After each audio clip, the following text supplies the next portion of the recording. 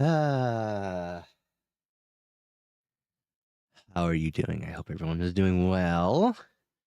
This Sunday, welcome to the Sunday morning papers. I really have to hold on one second. No, we'll drop this down.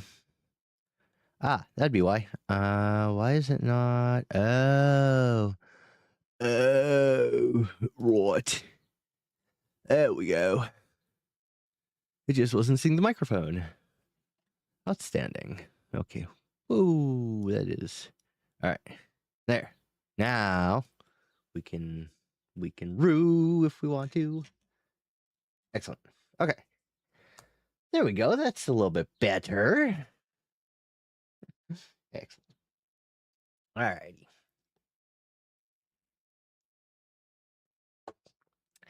I figured that for today, we would do something a little more on the philosophy side of things, although still connected to science. Because I wanted to? Question mark. Yeah. So the idea was, that let's throw this up here so I can keep it on things. Excellent. Yeah. So the idea was, we kind of did some pretty intense maths on Friday, and so as a little bit of a refresher, something a little bit different, I thought we could go and do some philosophy.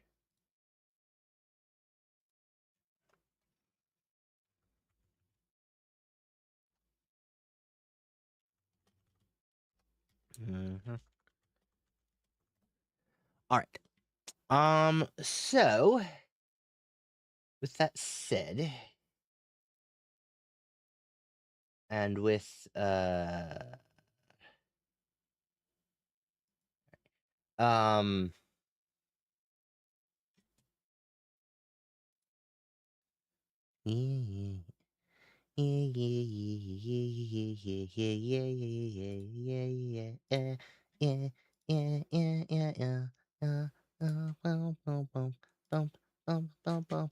okay. Alrighty. Where are we? Right. So, sorry about that. We had some messages with B. I think that should be another title. Anyway. Yes. So, actually, you know what I'm going to do? I'm going to start a 60-second ad. And this should hopefully delay the other ads later. Right? Right. Next auto ad reduced by 1 minute. Okay, I see how it works. Okay. So by running this, we reduce the next one to a 30-second ad. Noted.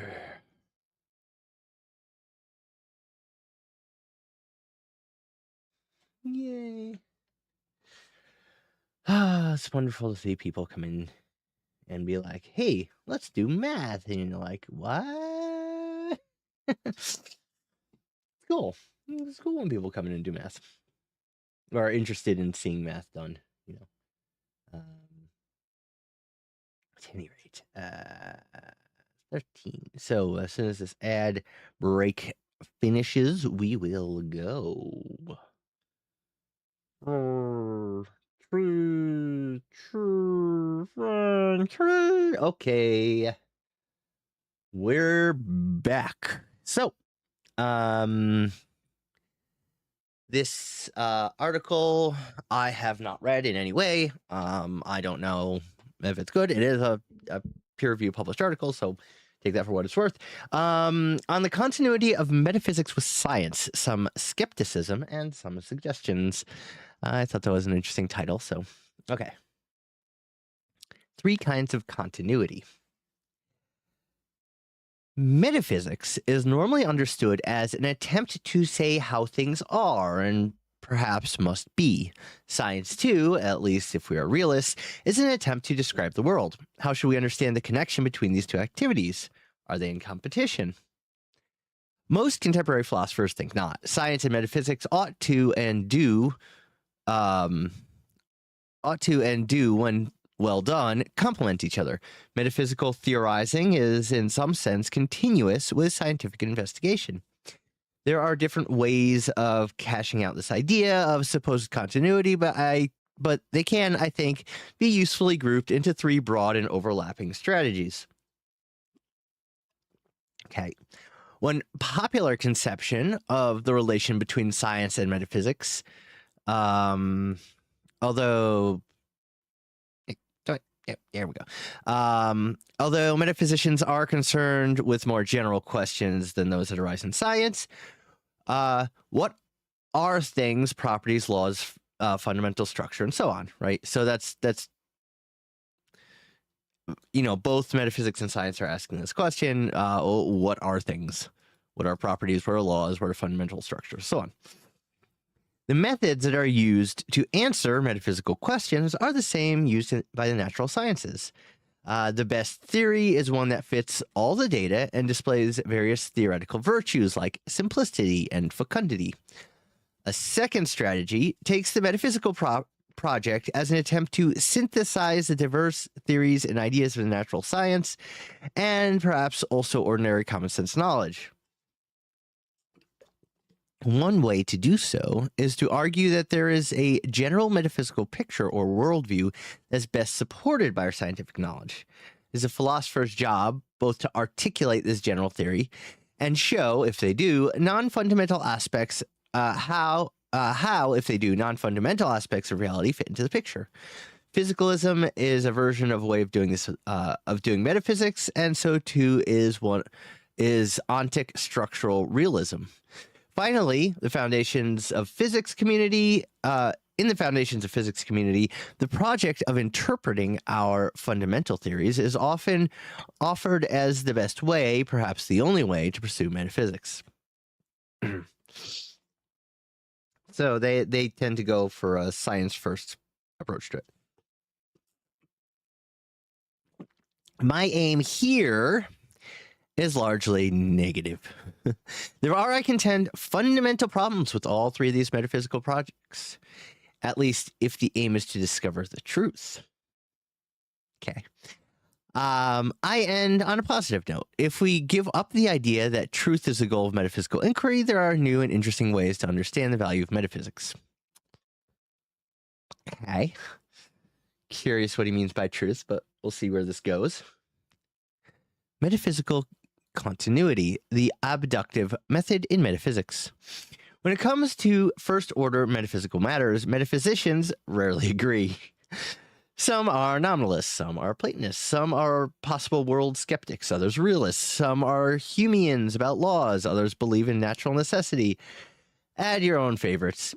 What is remarkable, though, is that this first-order disagreement, beneath this first-order disagreement, there's widespread consensus regarding the appropriate methods of metaphysics. Ted Sidler, John P. Hawthorne, and D.W. Zimmerman expressed the idea well. Quote, metaphysicians use standards for choosing theories that are like the standards used by scientists: simplicity, comprehensiveness, elegance, and so on.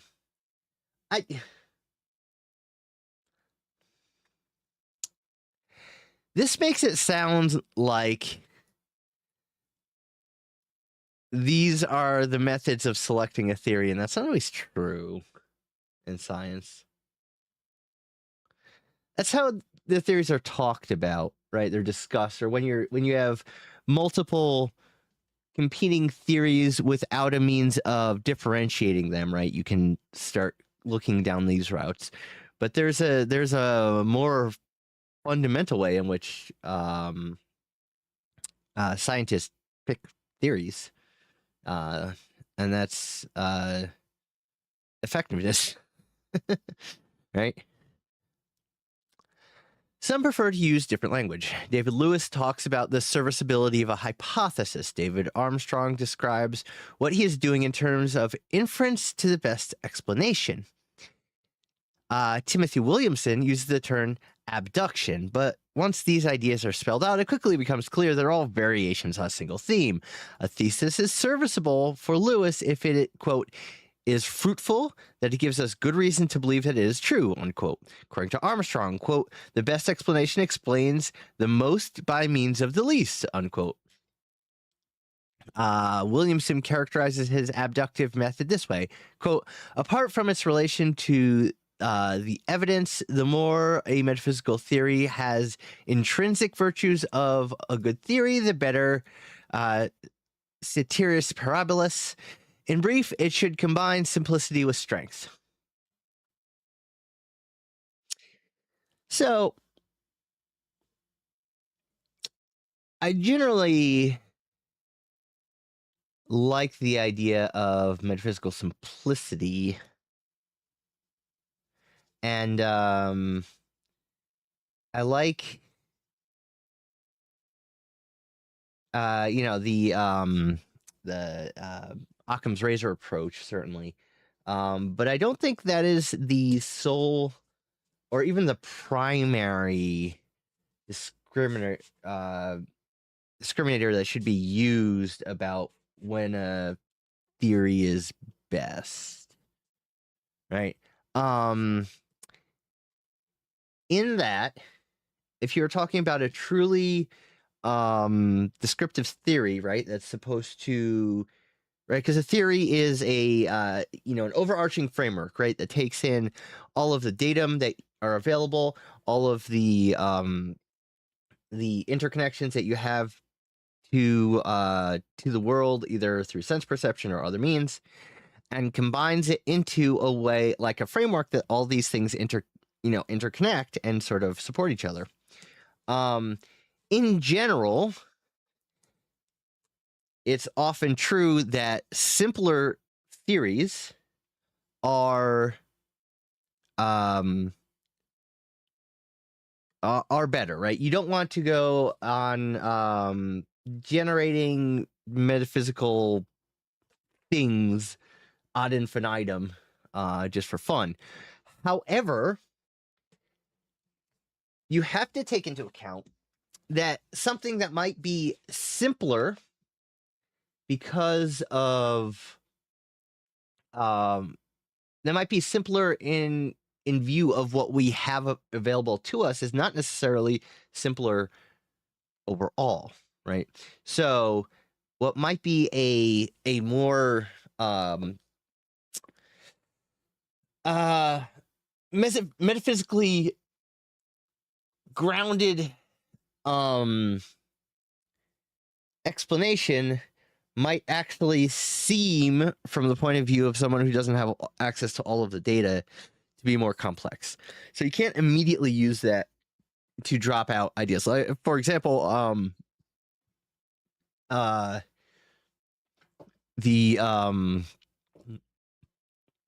you can look at things like relativistic mechanics versus Newtonian mechanics. Yes, Newtonian mechanics absolutely is the simpler of the two. 10 million percent is the simpler of the two.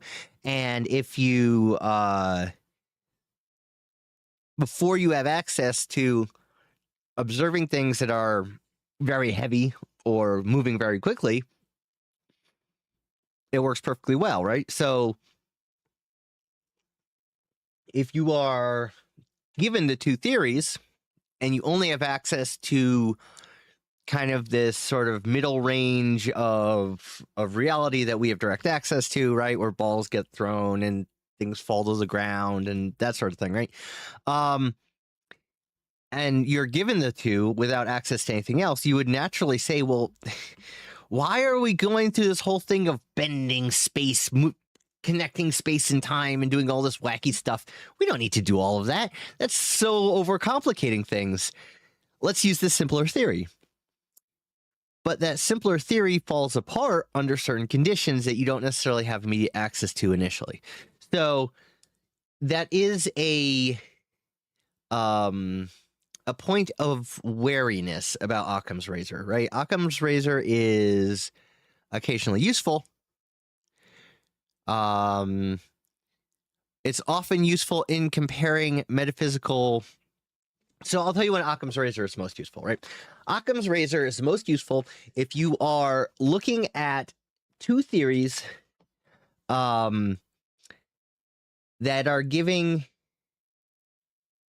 identical results when it comes to their explanatory structure. So, for example, I don't think if you don't have access to information about things that are very big or moving very fast, right? So if we go back to the previous example,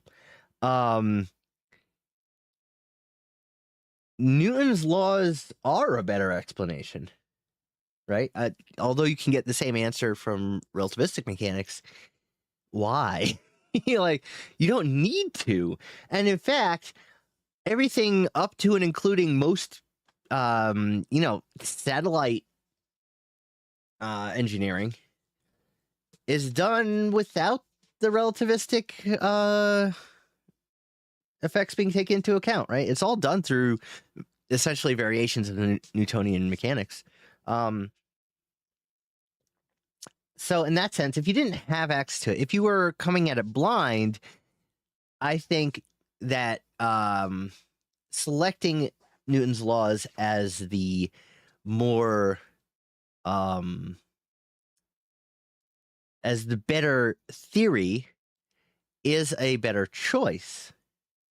Again, if you don't have access to the things that are outside of the bounds of what Newton's laws can correctly predict, right?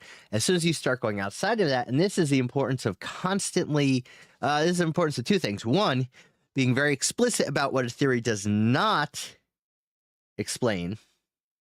And two, finding ways to constantly test your theory. Those are very important. So, and I need to make another note on this. Saying that your theory does not explain X does not mean you can insert something else that you want to exist there. Right? There's no God of the gaps, right? It's the whole fallacy, God of the gaps fallacy. All right, where you insert you make a positive assertion about the unknown. That is completely unfounded. Right? There's no reason to make that positive assertion, except that you want it to be there. It doesn't have to be a God concept, right? It doesn't have to be a religious concept. It could be any of a number of different things. But people often use that gap in knowledge to therefore say they have knowledge about something. And you'll see this with a lot of pseudoscience. You'll see this with a lot of alien stuff. Oh, we don't know exactly how they built the pyramids, therefore aliens. And you're like, what? If you said you don't know, then you don't know. You can't just throw aliens in there just for funsies. That's where Occam's razor is useful, right? But you do have to be aware that Occam's razor is dependent on your ability to be honest about what your theory does and does not describe and what a lack of knowledge actually means. I'll just put that there. Anyway, enough pontificating. Let's keep going. All these views owe a debt to Quine and his conception of both the nature of philosophy and the methodology of science. Famously, Quine argued that philosophy and science are continuous. In characterizing how scientists come to accept a theory, for example, like molecular hypothesis, he provides an analysis on which the claims of Sider and others are clearly modeled. Quote, the benefits credited to the molecular doctrine may be divided into 5. One is simplicity, another is familiarity of principle, third is scope, a fourth is fecundity, the fifth goes without saying, such testable consequences of the theory as have been tested have turned out well. For the sake of simplicity and brevity, I will use Williamson's term and call the Quine-inspired way of proceeding the abductive method in metaphysics. So what's really interesting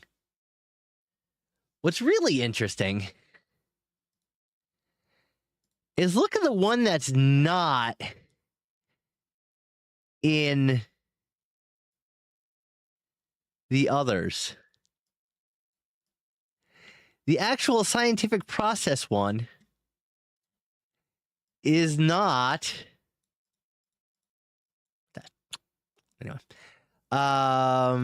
is not in any of these theories explicitly. I think that's a problem, right? At least to me, that seems like a problem. Anyway, right. Justification of the method? Question? In light of the near perfect unanimity, sorry. Try that again with actual words.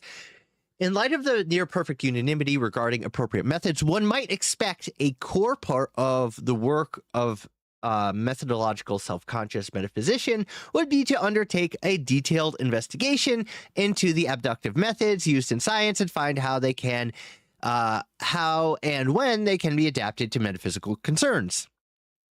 All right, it makes sense. If we say that's why it's important, then that's how we should go about it. Surprisingly, well, that's not what we find. Typically, if any defense of abductive method is offered at all, a quick two-step argument is given. First, some examples of supposedly abductive inferences in the sciences are offered. Evolutionary biology, Big Bang cosmology are two favorites.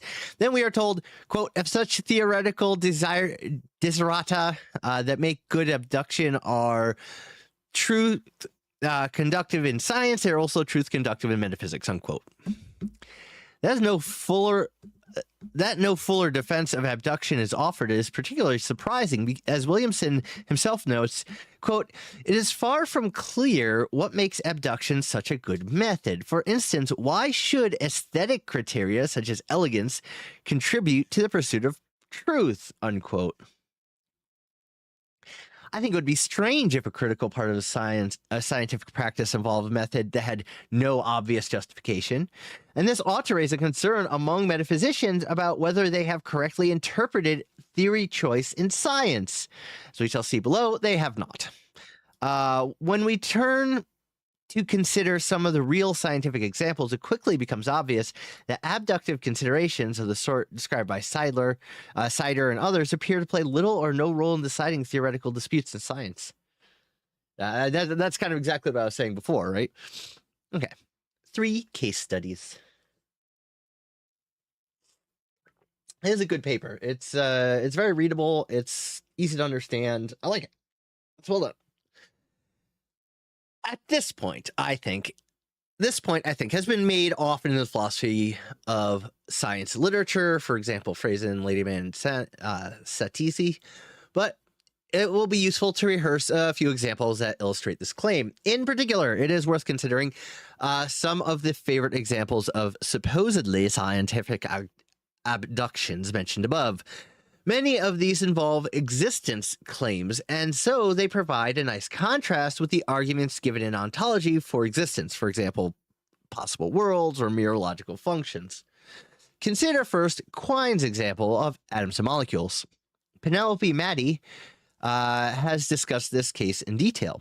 As she shows, when we look at the state of the atomic hypothesis as it was developed through the 19th century, it displayed all the theoretical virtues that Quine lists. Maxwell and Boltzmann used the notion of atom or molecule to develop kinetic theories, which offered, among other things, general explanations of thermodynamic principles.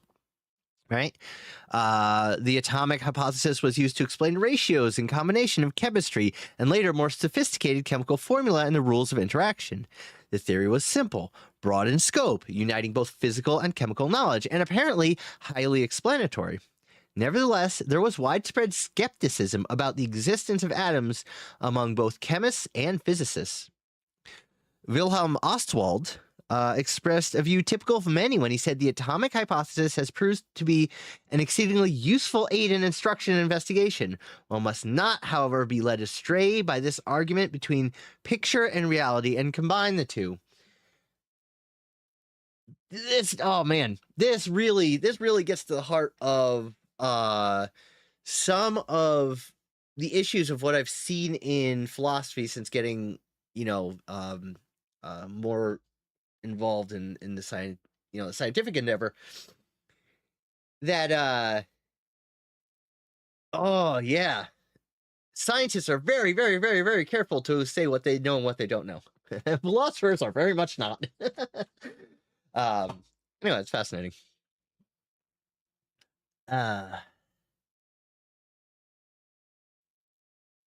Okay.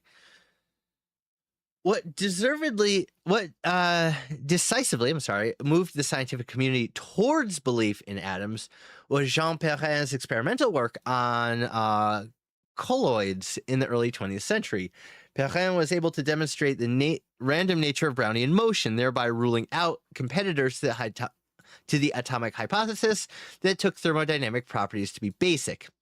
Using theoretical ideas of Einstein and others, Perrin determined the absolute atomic masses for the atoms in his solutions, where before only mass ratios had been determined, and used his measurement to derive Avogadro's number in multiple and importantly theoretically independent ways, all of which were in broad agreement.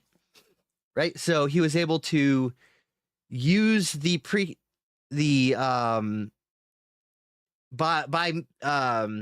assuming the atomic hypothesis as a precondition, right? If you say, this is how you test it, right? You say, all right, let's assume it's true.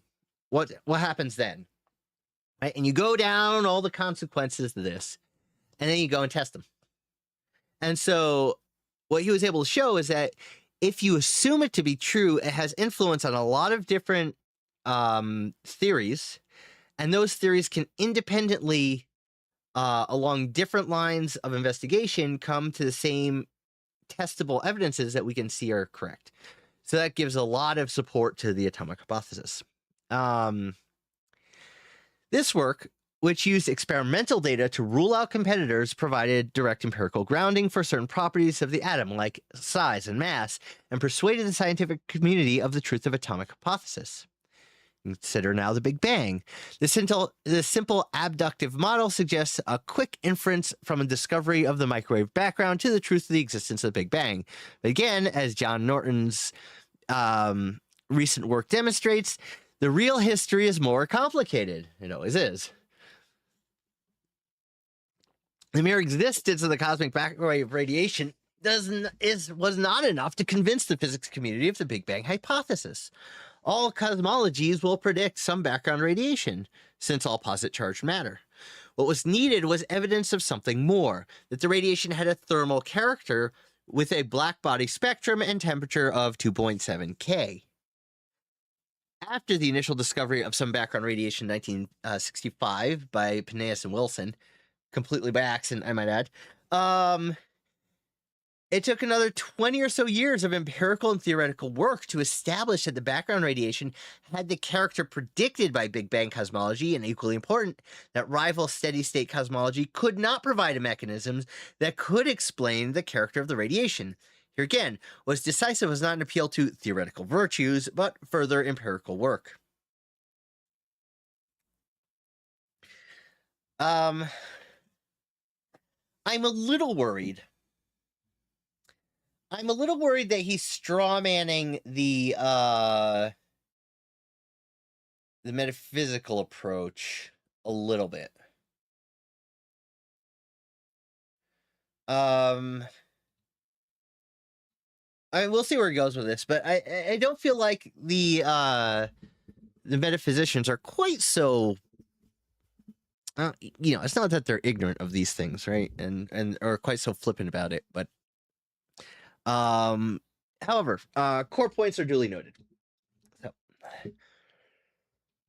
okie dokie. The discovery of the Higgs boson offers a third example. The Higgs mechanism offers an attractive and simple explanation for how gauge bosons involved in the weak interaction, the W and Z boson, can have mass, a fact confirmed by experimental work. The bosons interact with a new field, the Higgs field. But this nice explanation was not judged enough by the physics community to warrant belief in the Higgs field. Only in 2012, when the Higgs boson was discovered, and so other possible mechanisms for explaining the mass of the gauge bosons were ruled out, the physicists were convinced. What?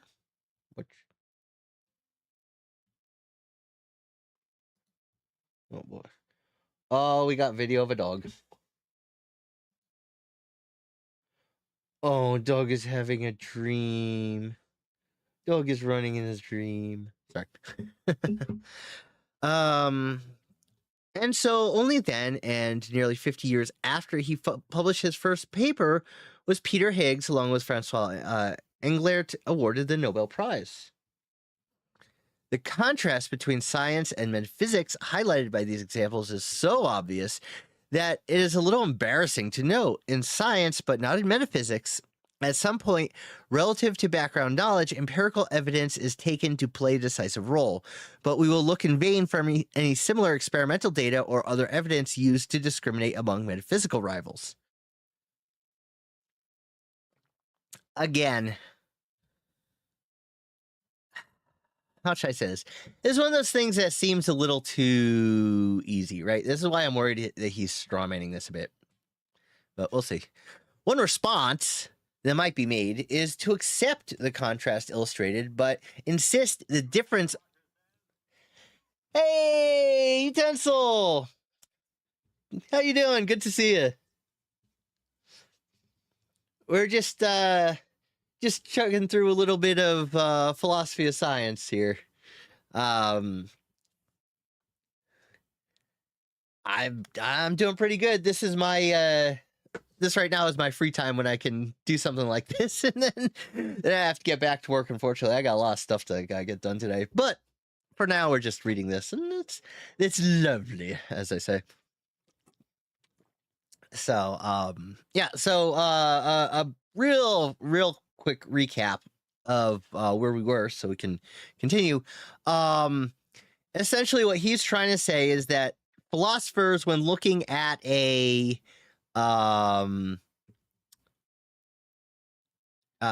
theory, right, look at things like intrinsic virtues,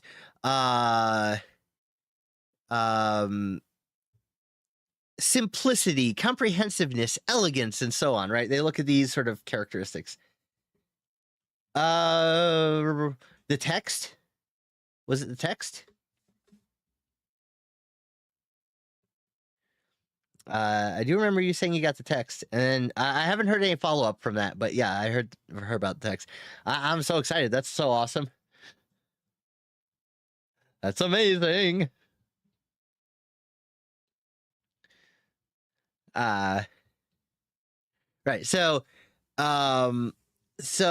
what he's saying is philosophers approach selecting theories in science or describe the selection of theories in science one way, and scientists go about it through a different way, through a more empirical manner, right? And so there seems to be a disconnect. Oh, you got news? Oh, what's the news? What's the news?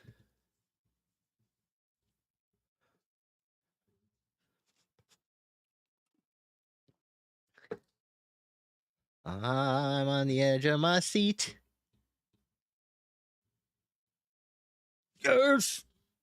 Rock and roll! Congratulations, man! That's amazing! Oh, that's so cool. That's so exciting.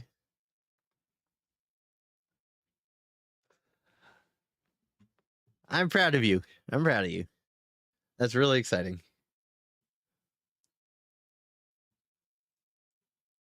Yeah. Yeah, just, be yourself. Oh. All right. Yeah. Very cool. You gonna make dinner for him?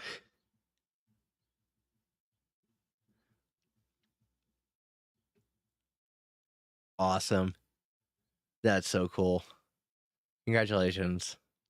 I'm so excited. Just be yourself, be safe. That's amazing. I can't wait to hear more. It's exciting following this. Sorry. I'm not using your experience for entertainment, but it's exciting to follow this. It's really cool. I'm so happy for you. That's awesome.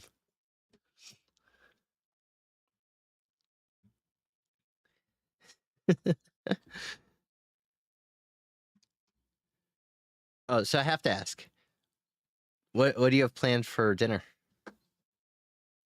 What are you good at making? I am a horrible cook.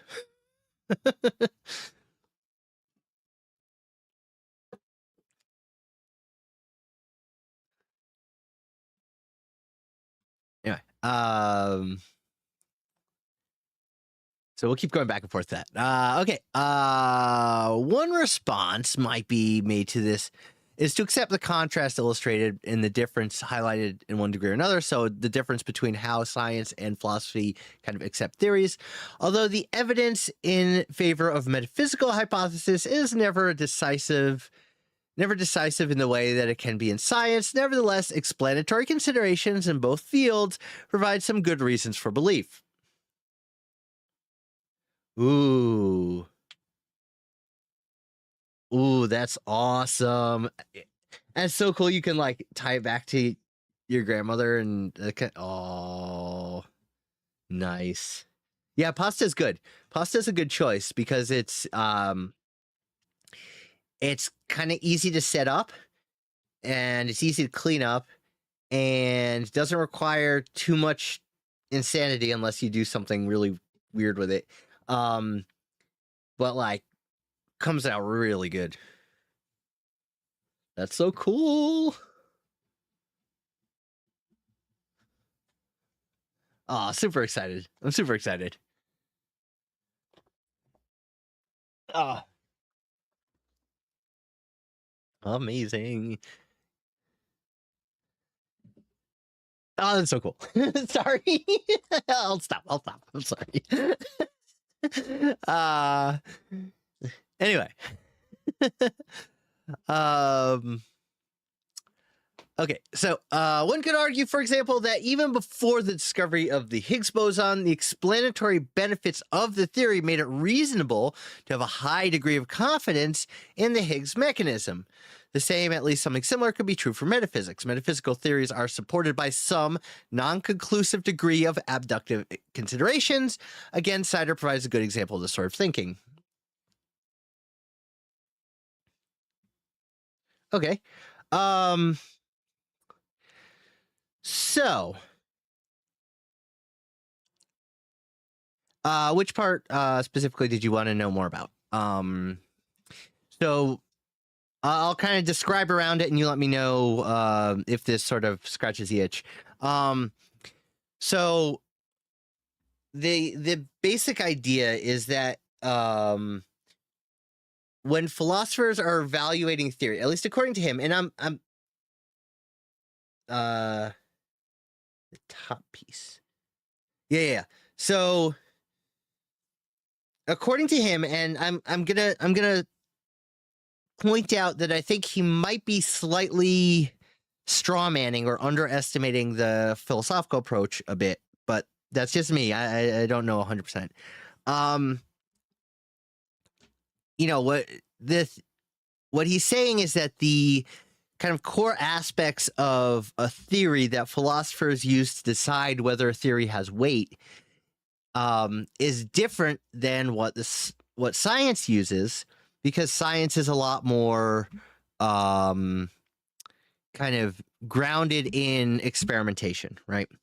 So what he's trying to say is, hey, look, you guys claim you're doing philosophy of science, but you're not operating the way that you say you're operating, right? You say you're operating in a way that's parallel to how science operates, but you're missing the whole kind of key point of it, which is that these aspects of theories are great, but unless you have you're able to predict specific things and then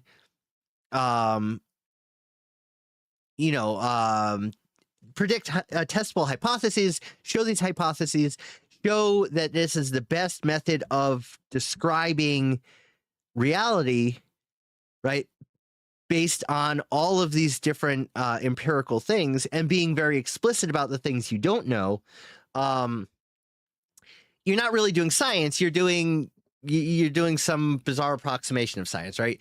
So you say this author is saying, hey, philosophers of science, you say you're using a scientific-like method, but you're really not.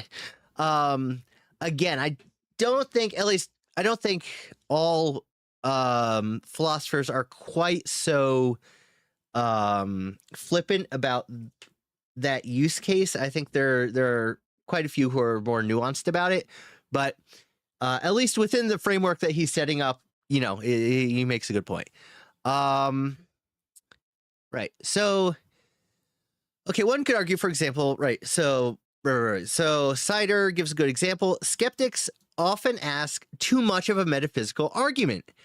A priori, that means like kind of before experience, before experiment, off the top of your head, like without looking exterior to yourself, ideas that you generate in your head, like through logical consequence, that kind of thing. That's a priori. It's just means before, so it's before experience. Metaphysical arguments should not be faulted for not being decisive. For suppose the evidential support conferred by such arguments is fairly weak, although non-zero. And support for a typical metaphysical theory, T, will be weak. But the only support for T's rival will also be from an a priori metaphysical argument. So in other words, if you're doing discussion about like, what is the basic concept of something being existing or non-existing, right? So these sort of really foundational concepts that in some ways are underlying and propping up the scientific endeavor, a lot of these things are sort of necessarily before existence, right? Because are necessary before experience. Because how are you to say anything correct or anything about how your experience is correct if you don't really have an understanding of how that experience is connected to reality, and what does reality and what does being itself mean external to yourself and to that thought process, right? So you have to be using this sort of logical framework. Yeah, I mean, but this is the way you have to start thinking. Like, if you're going to think about things in a philosophical way, you really have to start thinking very, very carefully through these kinds of ways of thinking. And again, this is why I think philosophers are a little more in tune than he's necessarily putting forwards. But regardless, you have to go through these a priori setups before you come to experience. At least that's one. Right. There are other people who say the exact opposite. For example, David Hume said, no. All this, all we have is this whole set of experiences that are coming into us. And then we then develop theories around those experiences, right? So for him, for example, he said, you can't actually say that A causes B, right? So if you think about like billiard balls where the first ball hits the second and the second one moves, we can't actually say it was the first ball hitting it that caused the second one to move. All you can say is that in all of our past experiences, when one billiard ball hits another billiard ball in this way, the other billiard ball moves, right? So we can say we have a habit. That's how he phrased it, right? We have a habit of thinking that after this hits, A hits B, B is going to start moving. What if B is nailed, is glued to the tabletop and it's not going to move, right? And then it would be unexpected because your habit has been broken. So for him, it's the reverse, right? He's flips the whole thing on his head and says, no, you can't. These a priori, there's no such thing as real a priori arguments, right? Everything is is trying to make sense of what's coming in. So there are these competing concepts within philosophy, but I don't think he's trying to address this. This is more of a typical modern top-down kind of theory. Thus, the theory may well be better supported, albeit weakly, than its rivals. One would then be reasonable in giving more credence to T than to its rivals. Metaphysical inquiry can survive if we are willing to live with highly tentative conclusions. Let's not kid ourselves. Metaphysics is highly speculative. It does not follow that it is entirely without rational grounds. So I'd agree with that. Oh, well, thanks for stopping in. thank you so much. If you have any other questions, let me know later, and have so much luck. I can't wait to hear the next stage of this. Yeah, I was super excited. So congratulations again. Right. So, in other words, and this is I think the thing that the real area where philosophers have problems. Philosophers have a lot of problems with saying they don't know things. Just in my own personal experience. And so there's, I mean, this is the basic human tendency, right? We have a human desire to fill in the unknown, which is very useful, but not always valid. So right. So you can give more credence. You could say that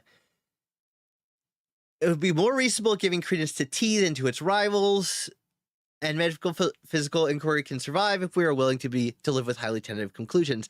I would say yes, but you have to make sure that you are identifying those conclusions as speculative. That's something that a lot of philosophers don't do.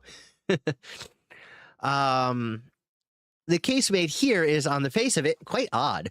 What metaphysician can reasonably hope to offer in their interlocutions? What metaphysicians can reasonably hope to offer their interlocutors are considerations that one view, although not well supported, is better supported than any rival. But taking Sider's own presentation about the state of metaphysical theorizing is correct, surely the rational attitude to take with any metaphysical debate would be one of agnosticism. To a certain degree, that's true.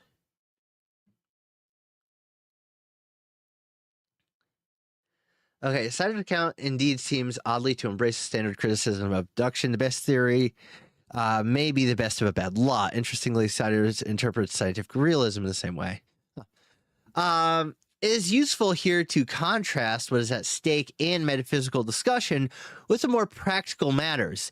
I might come to believe, or more probably act as though I believe, that it will rain even if the weather forecast predicts showers with less than 50% confidence. Obviously, that is because there are clear practical matters at stake in getting things wrong here, right? So if you get it wrong, you're going to get rained on. If you get it wrong and there is going to be rain, then you're going to get rained on. If you get it wrong and there is no rain, then you're just carrying an umbrella around. I risk not just acquiring a false belief, but getting wet too. But in metaphysics, no such practical stakes are at play. I don't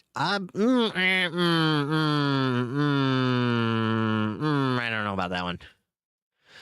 I would argue they're absolutely at play, but they're not at immediate forefront, right?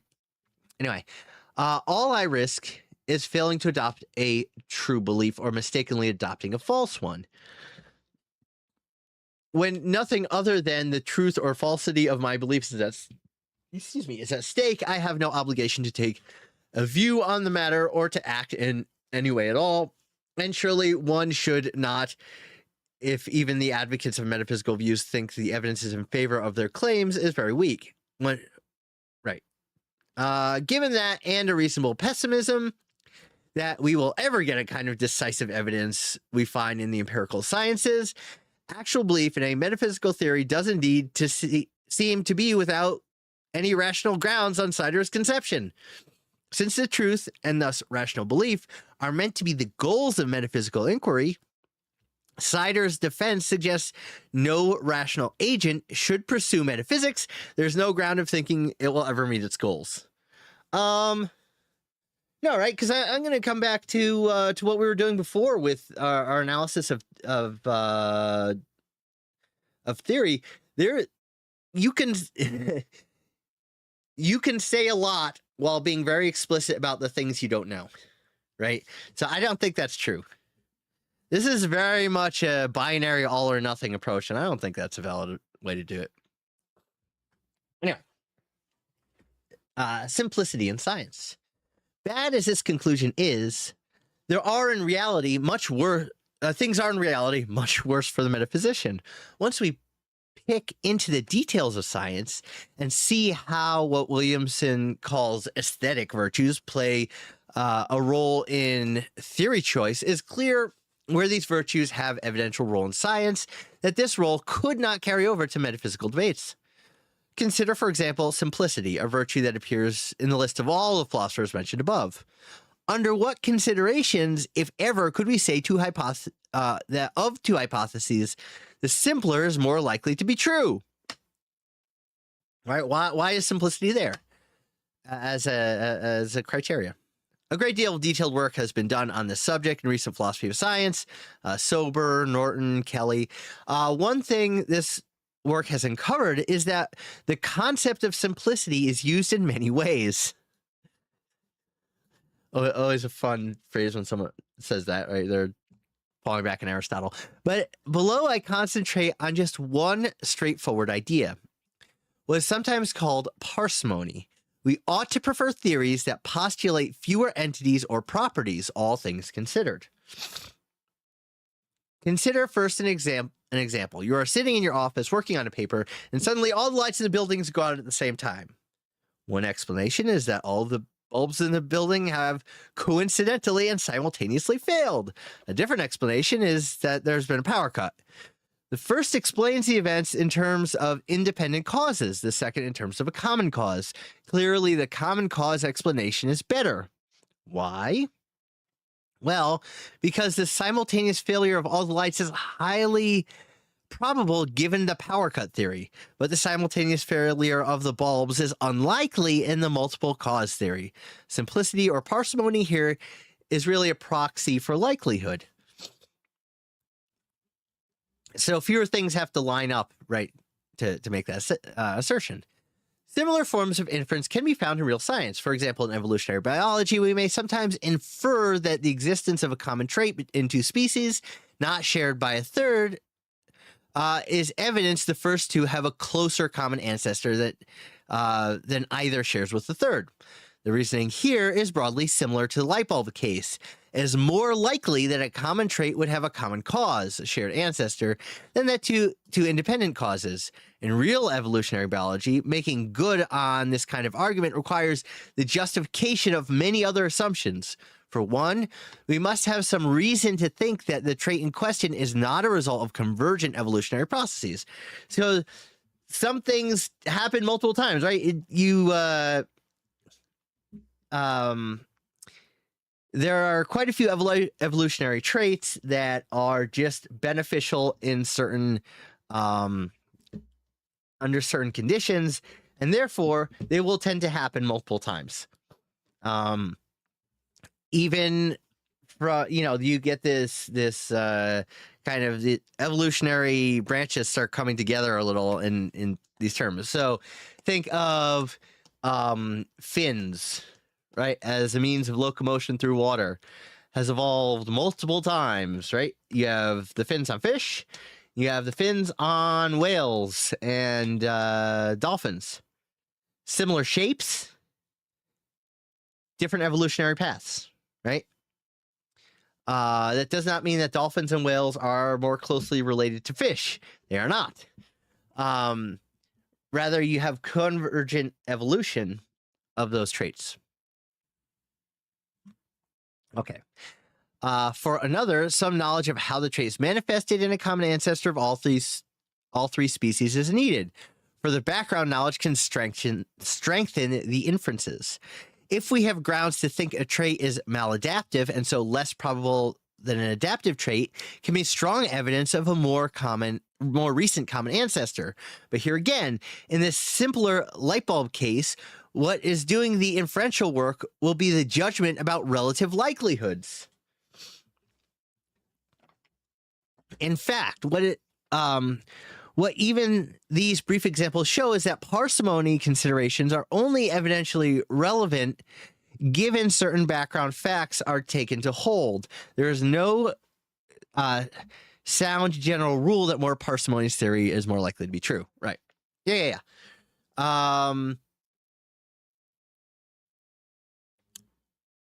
it's generally only considered a way of it's not in itself enough to choose a theory, right? So just simplicity is not by itself sufficient. That's what I would say. Could the same sort of explanation be used in metaphysics?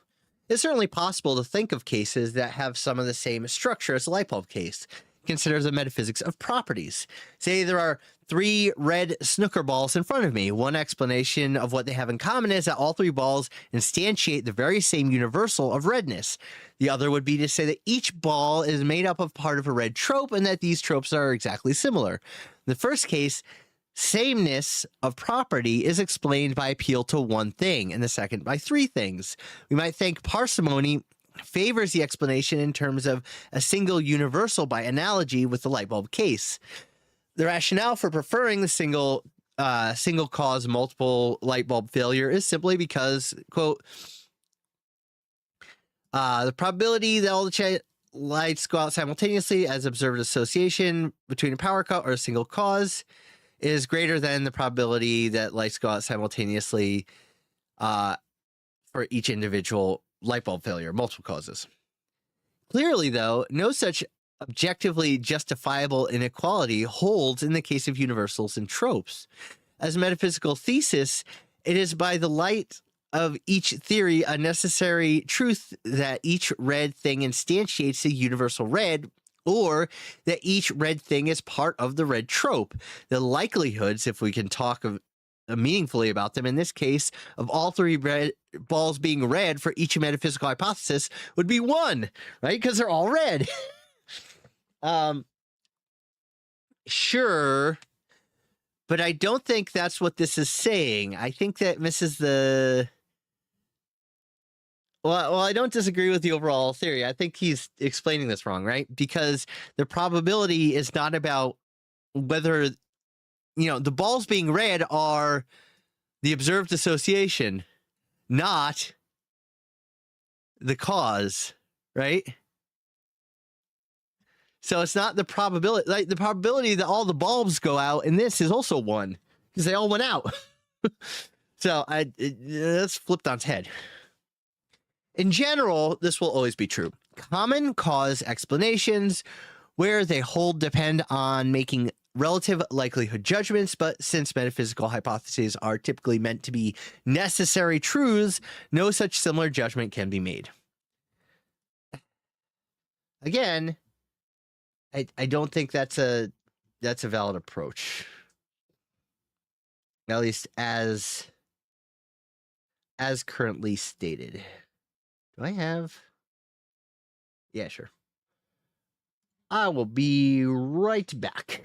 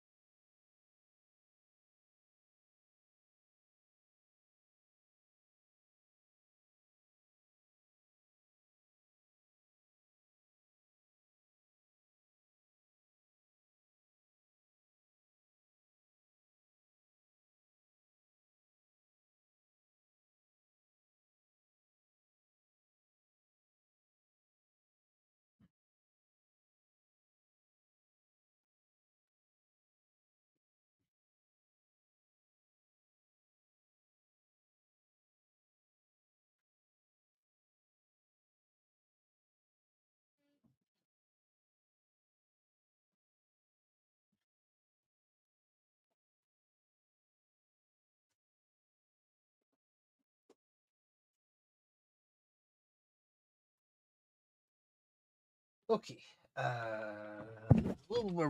Okay, we're back. We're back. We're back. We're back. We're back. We're back. As I freaking bumped the microphone. Anyway. Yep. Get that text out of here. Excellent. All right. So,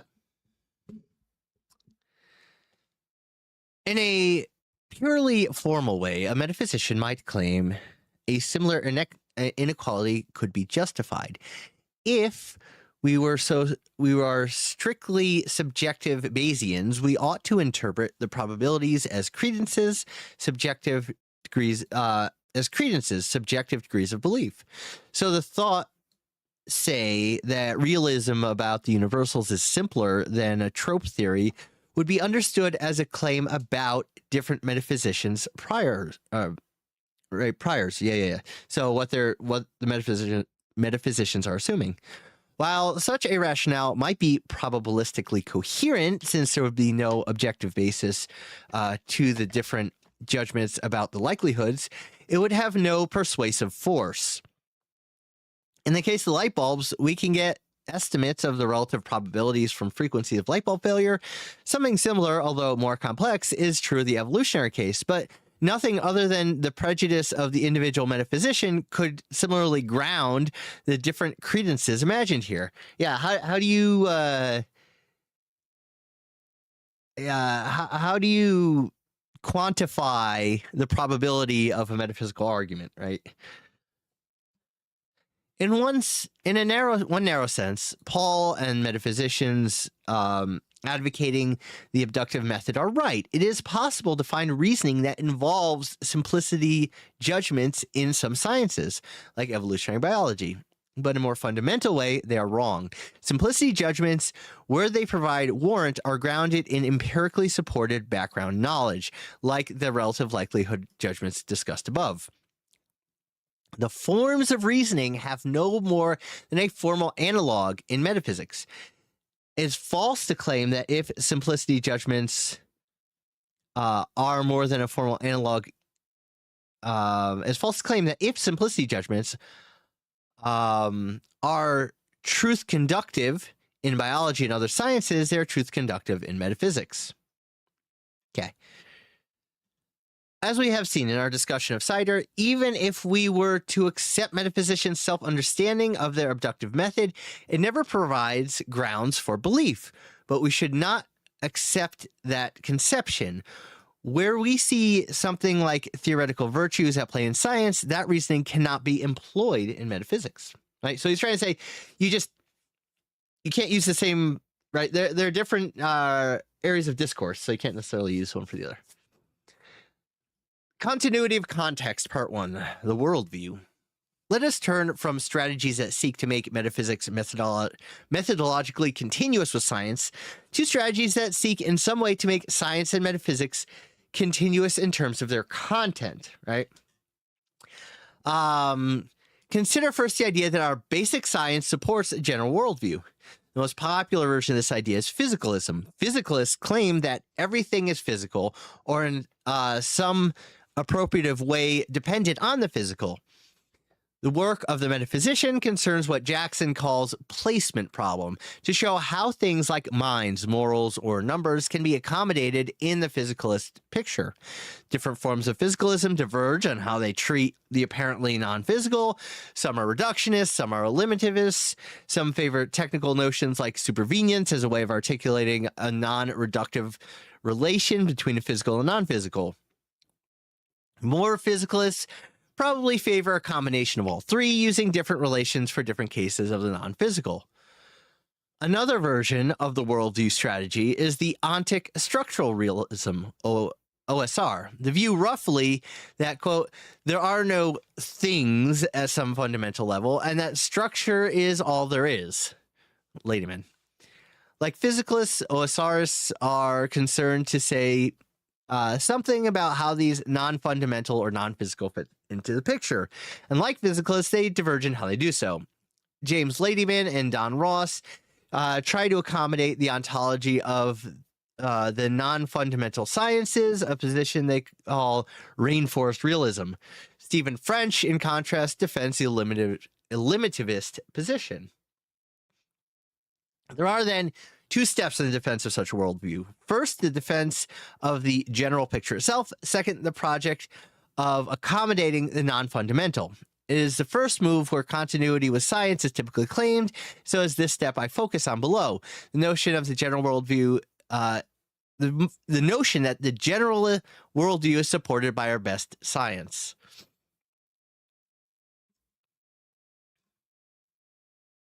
Okay.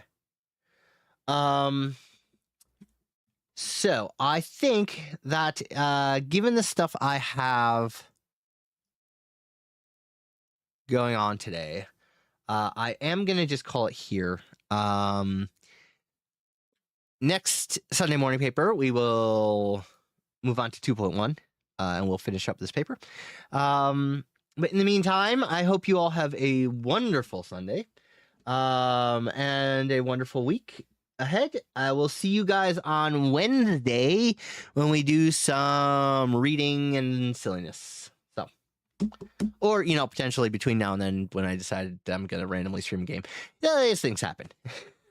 Anyway, thank you so much to everyone who stopped in. I hope you all have a wonderful time. Utensil, again, awesome to hear. I can't wait to hear more. And yeah, I will look forward to our next conversation. All I have to say is be kind to each other and have a good week.